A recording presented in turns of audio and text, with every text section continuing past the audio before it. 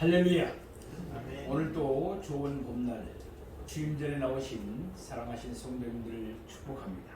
그리고 또 온라인으로 사정원에서 가정의 세비를 드리는 선내의 사람, 하나님의 사람들도 축복합니다. 오늘은 요한복음 21장 1절에서 7절 말씀을 본문으로 절망을 넘어 성공으로, 부제목으로 많은 물고기를 잡게 하신 예수님이란 제목으로 말씀의 은혜를 나누고자 합니다. 우리가 지금은 볼펜도 많이 나오겠습니다만 전에는 모나미 볼펜을 많이 썼죠.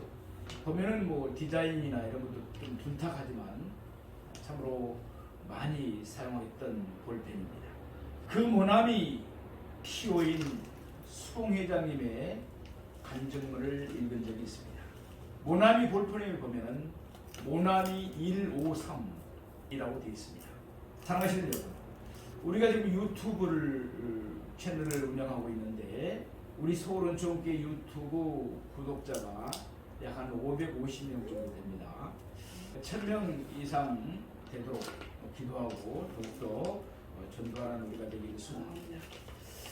그런데 이제 세계적으로 사용할 수 있는 이름은 서울원초교회는 미국에서 사용할 수 없잖아요.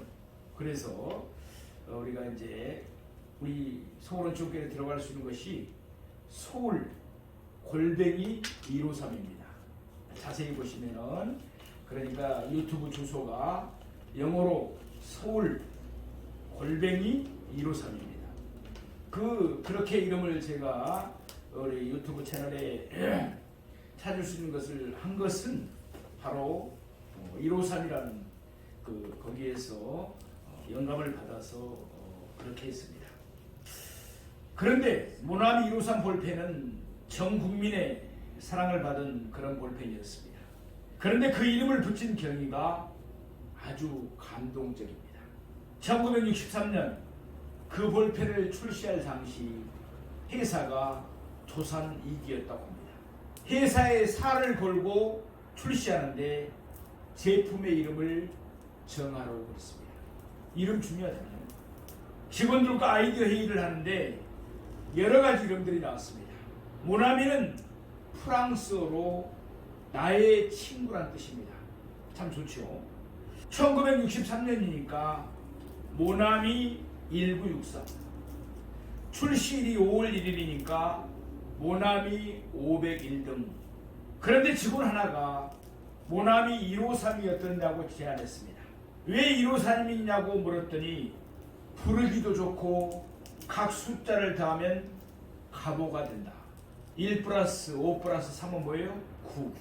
그러니까 그 직원은 아마 하투놀이 하는 것을 그렇게 좋아했는가 봐요. 직원들이 무슨 하투 이야기나고 핀잔을 주었습니다. 그런데 송 회장, 당시 사장님이었죠. 사장에게는 이상하게도 어디에서 본 기억이 난 것입니다. 급히 자기 방으로 가서 성경을 뒤척이다가 요한복음 21장 11절 말씀을 찾았습니다. 거기 보니까 제자들이 예수의 말씀에 순종함으로 잡은 물고기의 수가 몇 마리예요? 153마리였습니다. 그래서 이거다 싶은 생각에 그 이름을 갖고 기도원에 올라갔습니다. 하나님께 그 이름을 허락받으면서 자신의 신앙생활을 돌아보았습니다.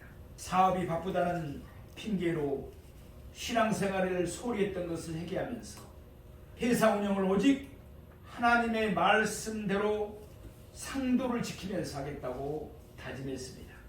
그리고 신앙생활의 원칙을 세웁니다. 주일 성수를 철저히 하자. 11조를 철저히 하자. 그리고 모든 공예배에 꼭 참석해서 예배를 드리자. 그렇게 소원합니다. 그때 기도 제목으로 걸었던 게 50억 자로 판매했는데 이미 달성되었습니다. 정말 놀라운 일이 아닐 수가 없습니다. 이것은 그분에게 있었던 특별한 일이었습니다. 하지만 분명한 것은 그 안에 성경적인 축복의 원리가 담겨 있다는 사실입니다. 우리도 동일하게 그 원리에 충실한다면 하나님께서도 우리 모두에게 승리의 축복을 주실 줄로 믿습니다. 요한은 예수님이 행하신 많은 표적들 가운데서 독특하게 대표적인 8가지 표적들만 골라서 그의 복음서에 담았습니다. 우리는 요한복음에 담겨있는 표적 첫 번째부터 7번째까지 표적을 계속해서 주일 말씀을 통해서 상고해 봤습니다. 예수님의 표적들은 그의 복음서에 기록된 목적이 다음과 같이 분명하게 기록되어 있습니다. 요한복음 20장 31절 말씀입니다. 오직 이것을 기록하면 너희로 예수께서 하나님의 아들 그리스도이심을 믿게 하려 하며 또 너희로 믿고 그 이름을 힘입어 생명을 얻게 하려 함이라. 아멘. 예수님이 행하신 모든 표적들은 예수님이 하나님의 아들이시며 예수님은 하나님이 보내신 메시아, 그러니까 그리스도이심을 우리에게 밝히 보여주고 있습니다. 요한복음의 기록 목적은 한마디로 예수를 믿어 생명을 얻게 하려는 데 있습니다. 지금까지 우리는 요한복음에 기록된 8가지 표적들 중에서 이미 7가지 표적들을 상고해 봤습니다. 첫 표적부터 7가지 표적까지는 예수님이 십자가에 못 박혀 죽으시기 전에 행한 표적들입니다. 그러나 오늘 우리가 상고해 볼 마지막 8번째 표적은 예수님께서 십자가에 못 박혀 죽으셨다가 부활하신 후 지상에 머물던 때에 행하신 표적입니다. 그 내용은 예수님이 제자들에게 많은 물고기를 잡게 해주신 것입니다. 그럼 이제부터 오늘 본문의 말씀을 세 대지로 나누어서 상고하면서 은혜 받기를 원합니다. 첫째로 제자들은 예수님의 말씀에 불순종했습니다. 우리 오늘 본문 요한복음 21장 1절 말씀 보겠습니다. 그 후에 예수께서 디베라 호수에서 또 제자들에게 자기를 나타내셨으니 나타내신 일은 이러하니라. 부활하신 예수님의 몸은 육의 몸에서 신령한 몸 그리고 영광스러운 몸으로 바뀌었습니다. 그러므로 이때부터는 예수님께서 자기 자신을 나타내시지 않으면 아무도 예수님을 알아보지 못했습니다. 예수님이 자신을 나타내셔야만이 사람들은 예수님을 알아볼 수가 있었습니다. 예컨대 막달라 마리아는 부활하신 예수님이 자기 앞에 서 계셨지만 예수님을 알아보지 못했습니다. 그는 동산직인 줄 알았습니다. 예수님 마리아의 이름을 부르면서 자신을 마리아에게 나타냈을 때 마리아는 비로소 예수님을 알아볼 수 있었습니다. 마찬가지로 엠마오 마을로 내려가던 두 제자들도 그랬습니다. 예수님은 내내 그들과 동행하면서 그들과 대화했습니다. 그러나 그들은 예수님을 알아보지 못했습니다. 예수님이 그들에게 자신을 나타냈을 때 그들의 눈이 밝아져서 비로소 그들도 예수님을 알아보았습니다. 이와 같이 예수님이 부활하시고 난 후에는 반드시 예수님이 자신을 나타내셔야만 사람들이 비로소 예수님을 알아볼 수가 있었습니다. 아무튼 오늘 본문 앞장의 요한복음 20장을 보면 부활하신 예수님은 이미 자신을 3번이나 사람들에게 나타내셨습니다. 첫 번째는 예수님은 막달라 마리아에게 자신을 나타내셨습니다. 막달라 마리아는 누구입니까?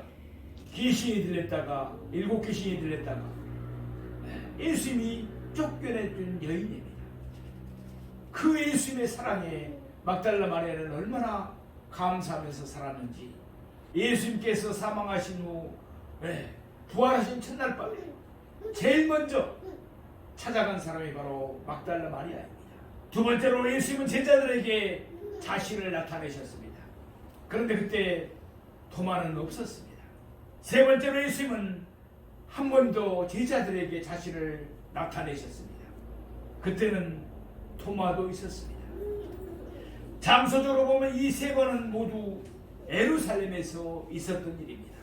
그런데 오늘 본문을 보면 부활하신 예수님은 어디에 있습니까? 티베라 호수, 다시 말해서 갈릴리 호수에서 제자들에게 자기 자신을 나타내셨습니다. 그러니까 이번에 예수님은 예루살렘이 아닌 갈릴리에서 자신을 나타내신 것입니다. 우리는 이 사실을 통해서 예수님의 제자들이 예루살렘에 있다가 갈릴리로 간 것을 알 수 있습니다. 그러면 왜 예수님의 제자들은 예루살렘에 그대로 머물지 않고 갈릴리로 갔을까요? 이는 예수님의 명령에 따른 것입니다. 마태복음 28장 10절 말씀을 보시면 이에 예수께서 이르시되 무서워하지 말라. 가서 내 형제들에게 갈릴리로 가라 하라. 거기서 나를 보리라 하시니라. 이와 같이 부활하신 예수님은 제자들에게 갈릴리로 가도록 명하셨습니다. 그러므로 그들은 갈릴리를 떠나 예루살렘을 떠나 갈릴리로 간 것입니다. 이어서 마태복음 28장 16절 말씀을 보겠습니다. 11 제자가 갈릴리에 가서 예수께서 지시하신 산에 이르러. 아멘. 가룟 유다를 제외한 11명의 제자들은 예수님의 말씀에 순종하여 갈릴리 산에 갔습니다. 그러더니 그중 7명의 제자들이 그만 바다로 가고 말았습니다. 예수님의 말씀에 불순종한 것입니다. 요한복음 21장 2절 말씀을 보겠습니다. 시몬 베드로와 디두무라 하는 도마와 갈릴리 가나 사람 나다나엘과 세베대의 아들들과 또 다른 제자 둘이 함께 있더니 여기에서 이름이 밝혀지지 않은 두 사람은 베드로의 형제 안드레와 나다나엘의 친구 빌립이었을 것으로 추정합니다. 아무튼 이들 7명은 모두 본시 갈릴리 출신들 어부들이었습니다. 그러다가 그들은 예수님의 제자로 부르심을 받았던 것입니다. 그들은 고기를 잡는 일에 경험도 많고 기술도 많았습니다. 그러므로 다른 제자들도 그들과 함께 있었지만 이들 7명의 제자들만 물고기를 잡으러 바다로 갔습니다. 다른 제자들은 함께 가보았자 물고기를 잡는 일에 아무런 도움이 되지 않았을 것입니다. 앞서 말씀드린 대로 예수님은 제자들에게 갈릴리에 있는 어떤 산으로 가라고 명하셨습니다. 따라서 그들은 예루살렘을 떠나 갈릴리로 갔습니다. 그런데 그들 중 7명은 산에 머물지 않고 어디로 갔습니까? 바다로, 갈릴리 호수로 갔습니다. 이는 분명 예수님의 명예 말씀에 불순종한 것입니다. 우리 요한복음 21장 3절 말씀을 보겠습니다. 시몬 베드로가 나는 물고기 잡으러 가노라 하니 그들이 우리도 함께 가겠다 하고 나가서 배에 올랐으나 그날 밤에 아무것도 잡지 못하였더니 예수님의 명에 따라서 11 제자들은 일단 예수님이 지시하신 산으로 갔습니다. 그곳에서 그들은 한동안 예수님을 기다렸을 것입니다. 그런데 예수님이 얼른 오시지 않자 급기야 성미 급한 베드로가 말합니다. 뭐라고 말합니까? 나는 물고기 잡으러 가노라. 베드로는 겟세마네 동산에서 기도하지 않았다가 시험에 든 사람입니다. 그런데 이번에도 그는 기도하지 않고 성급하게 말했습니다. 그러다가 그는 또 시험에 빠지고 말았습니다. 베드로의 말에 함께 있던 제자들도 동조를 하고 말았습니다. 우리도 함께 가겠다. 오늘 본문에 등장하는 7 제자들은 함께 산에서 내려왔습니다. 그들은 갈릴리 호수로 가서 배에 올랐습니다. 예수님이 그들을 제자로 삼으신 것은 그들을 사람 낚는 어부로 삼기 함인 줄로 믿습니다. 그러므로 우리 모두도 사람 낚는 어부가 되어야 될 줄로 믿습니다. 그런데 그들은 도로 물고기를 잡는 어부가 되고 말았습니다. 사랑하시는 성도 여러분, 예수님은 제자들에게 산으로 가라고 명령하셨습니다. 그런데 7 제자들은 예수님의 말씀과는 달리 바다로 갔습니다. 갈릴리 호수로 갔습니다. 행여 우리도 예수의 말씀에 순종하지 않고 우리 자신을 따라 산이 아닌 바다로 가고 있지는 않습니까? 요한복음 15장 5절 말씀입니다. 나는 포도나무요 너희는 가지라. 그가 내 안에 내가 그 안에 거하면 사람이 열매를 많이 맺나니 나를 따라서는 너희가 아무것도 할 수 없으리라. 아멘. 나무를 떠난 가지가 열매를 맺지 못하듯 우리가 예수님을 떠나서는 아무것도 할 수 없는 줄로 믿습니다. 그러므로 늘 예수님이 우리 안에 거하게 하시고 우리가 예수님 안에 거하기를 축복합니다. 우리의 모든 수고가 예수님 밖에 생겨지지 않고 예수님 안에서만 이루어지기를 원합니다. 그래서 예수님이 기뻐하시는 뜻대로 우리의 삶에 많은 열매가 풍성히 맺히기를 주님의 이름으로 축복합니다. 둘째로 예수님 밖에 생한 제자들의 수고는 헛수고일 뿐이었습니다. 우리 오늘 본문 요한복음 21장 3절 말씀을 보겠습니다. 시몬 베드로가 나는 물고기 잡으러 가노라 하니 그들이 우리도 함께 가겠다고 나가서 배에 올랐으나 그날 밤에 아무것도 잡지 못하였더니. 아멘. 오늘 본문 3절 끝부분 말씀입니다. 그날 밤에 아무것도 잡지 못하였더니 7명의 제자들은 모두 갈릴리 어부 출신들이었습니다. 그들은 물고기를 잡는 기술을 알고 있었고 경험도 풍부했습니다. 그들은 장비도 갖추었고 여러 명이 협력되었습니다. 또한 그들은 밤새워 그물을 던지면서 고기를 잡으려고 노력했습니다. 그런데도 그들은 그날 밤에 단 한 마리의 고기도 잡지 못했습니다. 이미 예상된 일이었습니다. 이전에 예수님은 그들이 예수님을 따라서는 아무것도 할 수 없다고 분명히 말씀했기 때문입니다. 그런데도 7명의 제자들은 자기들 힘으로 무엇인가를 할 수 있듯이 생각했습니다. 그렇지만 결과는 예수님이 말씀하신 그대로였습니다. 나가서 배에 올랐으나 그날 밤에 아무것도 잡지 못하였더니 그들은 예수님을 따라서는 아무것도 할 수가 없었습니다. 사랑하시는 여러분, 우리는 예수님 안에 있어야 됩니다. 예수님 안에 우리 안에 있어야 됩니다. 그래야만이 풍성한 열매를 맺게 되는 것입니다. 우리 요한복음 21장 4절에서 5절 말씀을 보겠습니다. 날이 새어갈 때에 예수께서 바닷가에 서셨으나 제자들이 예수인 줄 알지 못하는지라. 예수께서 이르시되 얘들아 너희에게 고기가 있느냐? 대답하되 없나이다. 날이 새어갈 무렵이었습니다. 밝은 아침이 된 것입니다. 게다가 오늘 본 다음에 나오는 8절 말씀처럼 제자들과 예수님과의 거리는 불과 한 50편쯤 되었습니다. 원문을 쉽게 가면 200규빗입니다. 그러니까 이는 약 90m 정도의 거리입니다. 한 규빗이 어떻다고 했죠? 여기 손끝에서 여기 팔목까지 보통 45에서 약 50cm 정도 됩니다. 그러니까 90m 정도의 거리에 불과합니다. 먼 거리가 아닙니다. 그런데도 제자들은 예수님을 알아보지 못했습니다.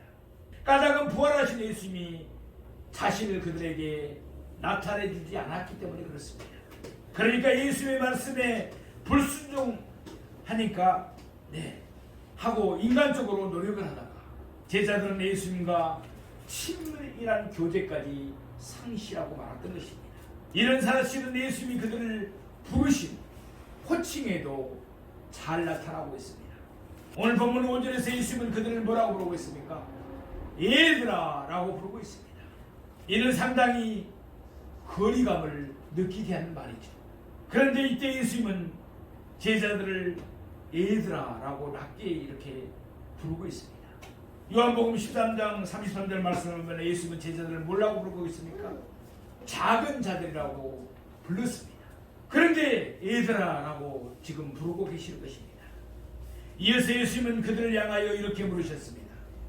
너희에게 고기가 있느냐? 이런 예수님이 몰라서 하시는 질문이 아니었습니다. 예수님은 그들에게 단 한 마리의 고기도 없다는 사실을 잘 알고 계셨습니다. 제자들은 사실대로 없나이다 라고 답변했습니다. 그들은 아무것도 얻지를 못하고 예수님과의 관계만 멀어졌을 뿐입니다. 우리는 예수님을 떠나서는 아무것도 할 수가 없습니다. 우리가 아무리 예수고 노력해도 예수님 밖에 있으면 그 결과는 비극적이라는 사실을 명심하시기 바랍니다. 우리의 발걸음을 돌이킵시다. 예수님 말씀에 순종하여 예수님 안에서 노력합시다.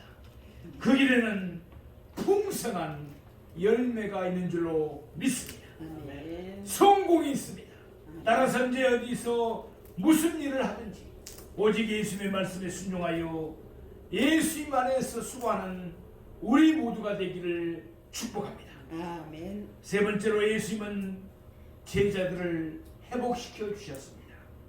우리 요한복음 오늘 본문 21장 6절 말씀을 보겠습니다.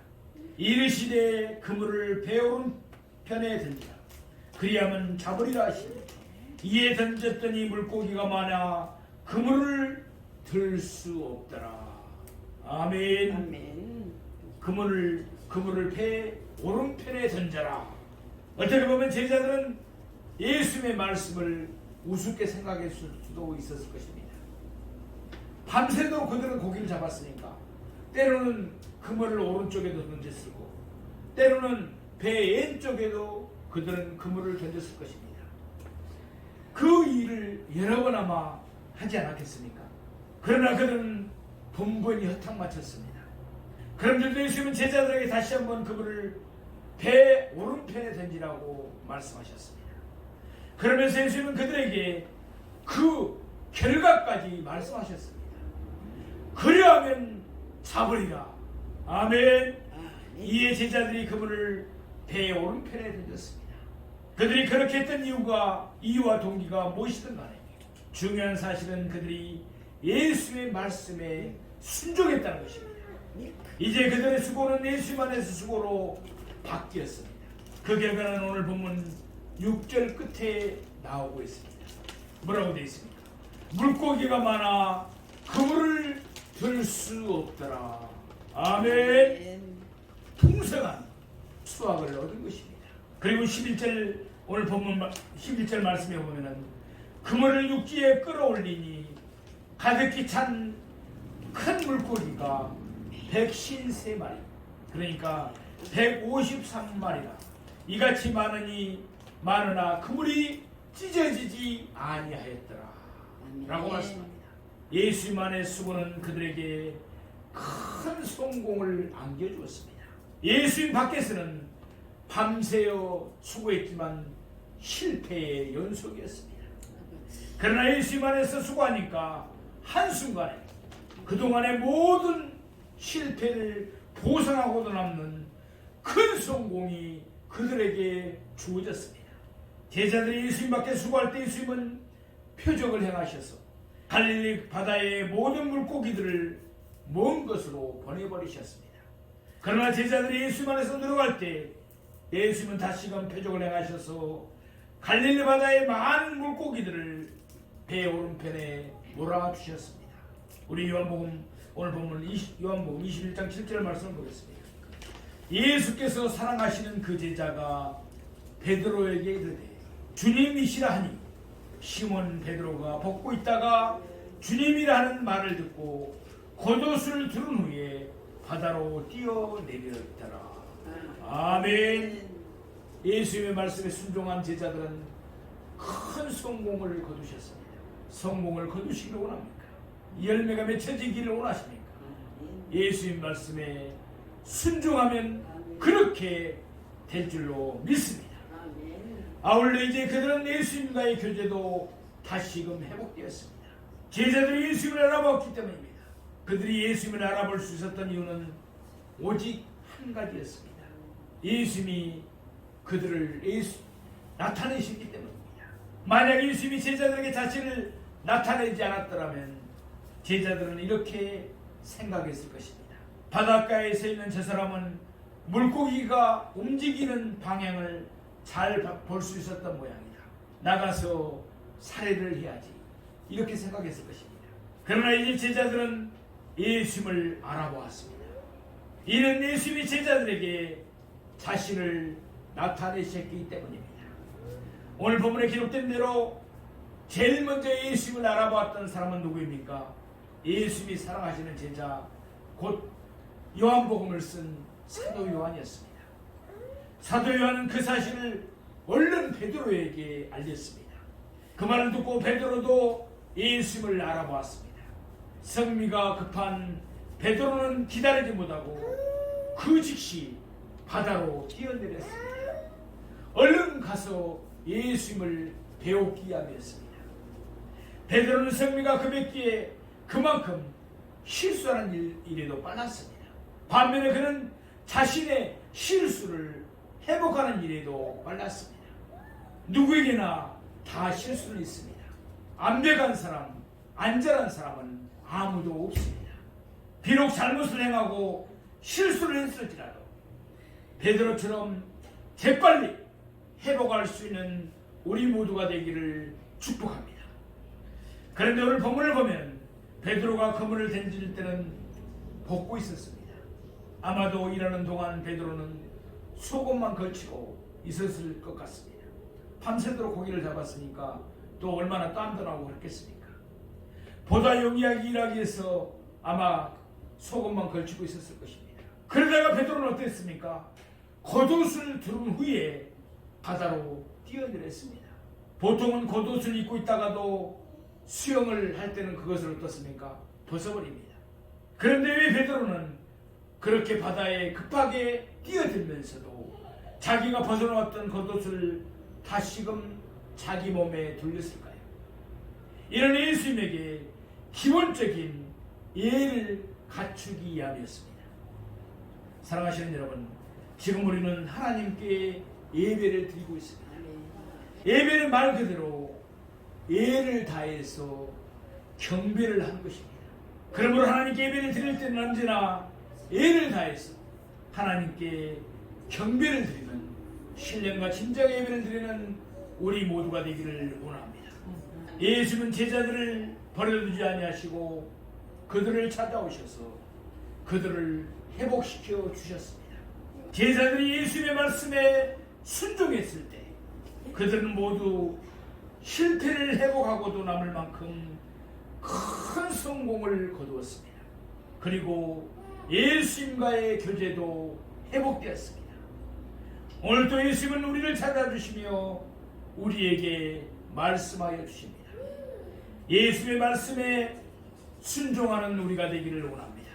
그러면 예수님은 우리에게 자신을 밝히 드러내시면서 우리가 하는 일을 형통하게 해줄 줄로 믿습니다. 이와 같은 회복과 성공의 은혜가 우리 모두에게 있기를 축원합니다. 기도드리겠습니다.